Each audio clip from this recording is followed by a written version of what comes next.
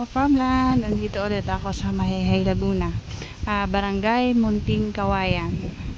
Maganda ang location ng property kasi along the road, soon to develop, at ito ay lampasan papunta ng Liliw and Santa Cruz. Ito lang po yung property. Yan na. So madaming tanim na niyog.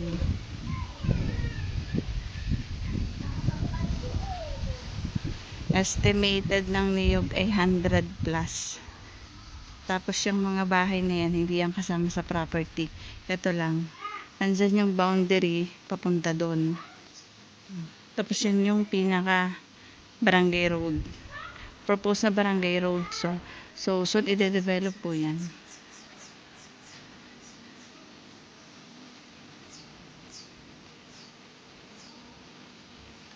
Kagandaan sa property is patag.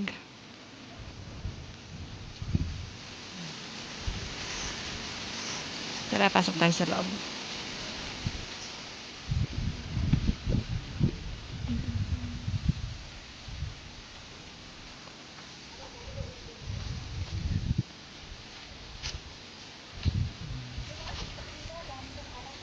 Daming tanim na niyog, may mangga, may lansones. Ang estimated frontage po nito ay nasa 70 to 80 meters po.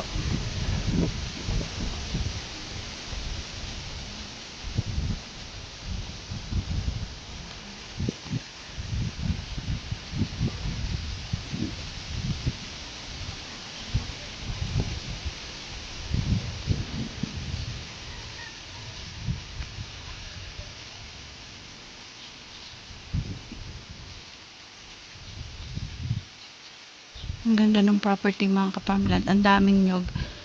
Kumbaga ito ay income generated. Dito yan sa bayan ng Mahayhay.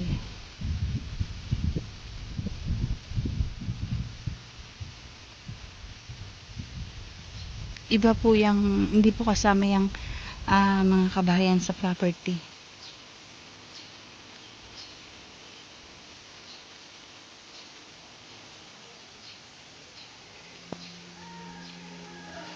Maganda ang klima dito mga ka-farmland kasi ang Mahihey ay isa din sa mataas na lugar, so hindi po binabaha. Malapit po sa sa mga tubig dito kaya malamig din. Dito po ang Taytay Falls. Yung sikat na Taytay Falls, dito po 'yon.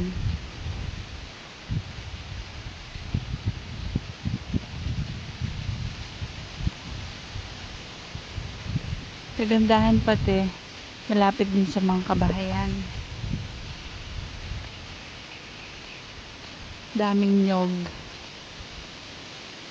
May langka, lansones. Ito po ang sukat ay 1.2 hectares po. Titulado po.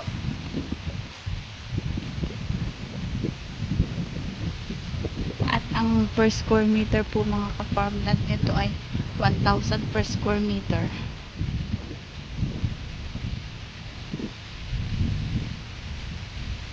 Yan po ang asking price ng may-ari. Kung patawad po kayo sa may-ari na lang po kayo makipag-usap. Yan po yung barangay road. Ganyan. And then, yan po yung papunta dyan.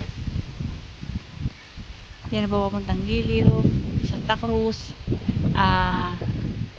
Baka po mga ilang taon na lang susimula na yan. Kasi bulldozer na po yan.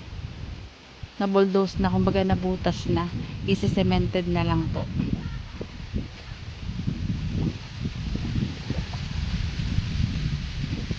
Ganda din po ng klima dito, malamig. Saka magandaan mga farmland, ayan lang yung hindi siya liblib, tapos meron na siyang linya ng kuryente, may signal ng cellphone, patag ang property.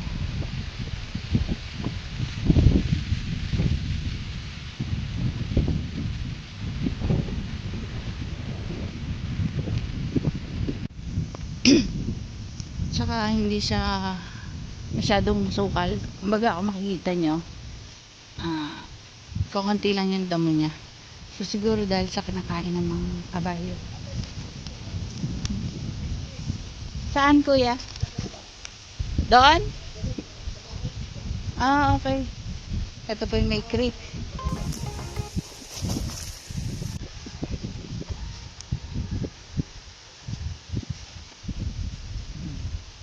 Tutur tayo ni kuya dito.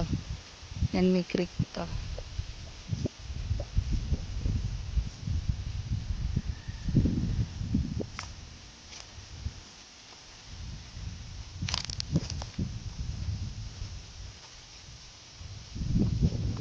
Kuya, yung source ng tubig, yung source ng tubig dito, oo.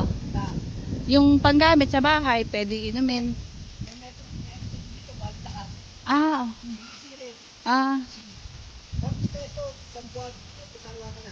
Oh?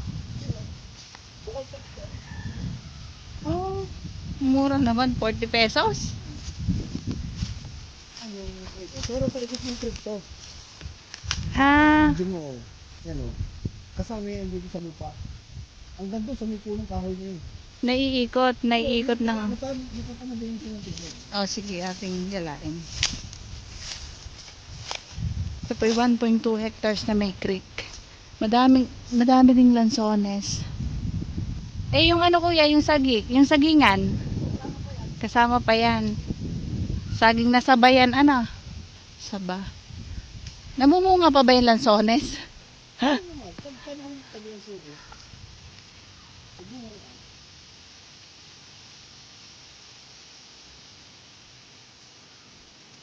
wala, basta na din.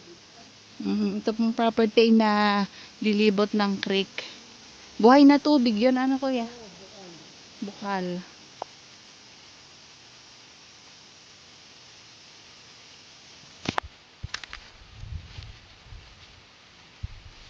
Kasama yung sagingan, saging na saba.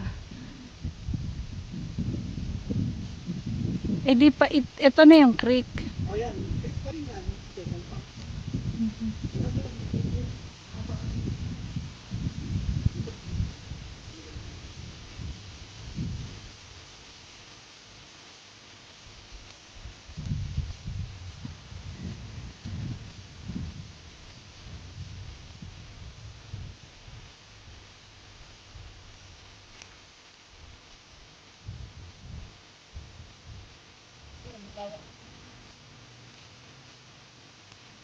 Ito yung creek niya.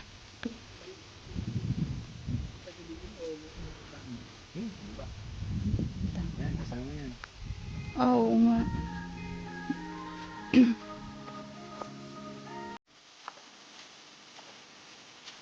Oh, ang lakas ng tubig. Kasi, kuya, boundary to? Yan o. Oh. Yan ang boundary ng property. So, ito kasako pa to ng property. Pataas dyan.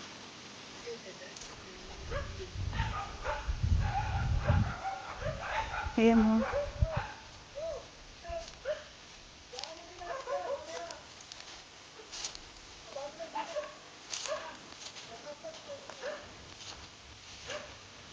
Ayan o.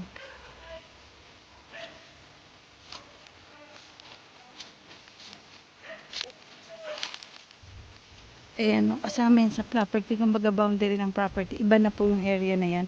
So, papadito lang po ang property. Maganda siya. Malinis ang tubig.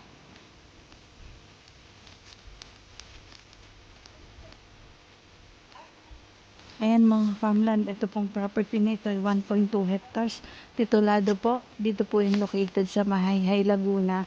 At ang per square meter po nito ay 1,000. So madami pong tanim na niyog, lansones, saging na saba at iba pa pong fruit bearing.